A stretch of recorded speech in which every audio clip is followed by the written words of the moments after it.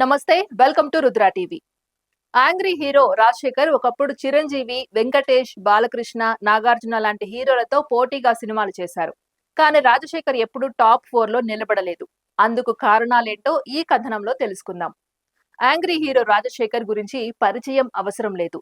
రాజశేఖర్ ఎన్నో అద్భుతమైన చిత్రాల్లో నటించారు. అంకుశం, మగాడు లాంటి సినిమాలు చేస్తున్నప్పుడు చిరంజీవికి పోటీగా రాజశేఖర్ సినిమాలకు కలెక్షన్స్ వచ్చాయి.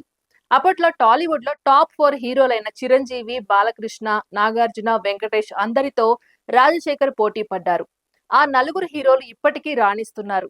కానీ రాజశేఖర్ కెరీర్ మాత్రం హీరోగా దాదాపు ముగిసింది అనే చెప్పాలి. తన కెరీర్ ఎందుకు ఇలా అయింది అనే సందేహాలు ఉండొచ్చు. దానికి ఇండస్ట్రీలో ప్రధానంగా కొన్ని కారణాలు వినిపిస్తున్నాయి.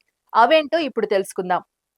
రాజశేఖర్ తన కెరీర్ లో ఎన్నో సూపర్ హిట్ చిత్రాలని మిస్ చేసుకున్నారు. కారణాలు ఏవైనా కానీ ఆ సినిమాలన్నీ రాజశేఖర్ దగ్గరకు వచ్చి వెళ్ళినవే. చంటి, సూర్యవంశం, ఠాగూర్, పెదరాయుడు, లక్ష్మీ నరసింహ లాంటి సినిమాలని రాజశేఖర్ మిస్ చేసుకున్నారు.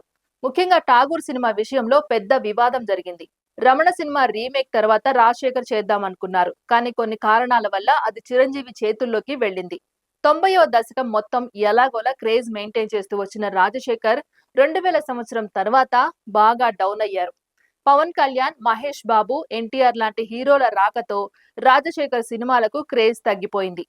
చిరు, బాలయ్య, వెంకీ, నాగ్ మాత్రం తమ ఆధిపత్యాన్ని కొనసాగించారు. రాజశేఖర్ కెరీర్ డౌన్ కావడానికి మరో కారణం కూడా ఉంది. అదేంటంటే రాజశేఖర్ సొంతంగా డబ్బింగ్ చెప్పుకోలేకపోవడం. రాజశేఖర్ కి అప్పట్లో సాయి కుమార్ డబ్బింగ్ చెప్పేవారు. సాయి కుమార్ వాయిస్ రాజశేఖర్ కి కొండంత అండగా నిలిచింది.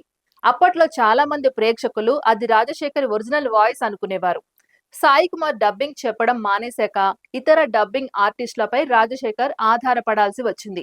కొందరు నిర్మాతలైతే సాయి కుమార్ వాయిస్ ఉంటేనే రాజశేఖర్ తో సినిమా చేస్తామని తేల్చేశారు. ఆ విధంగా రాజశేఖర్ కెరీర్ గ్రాఫ్ పడిపోతూ వచ్చింది.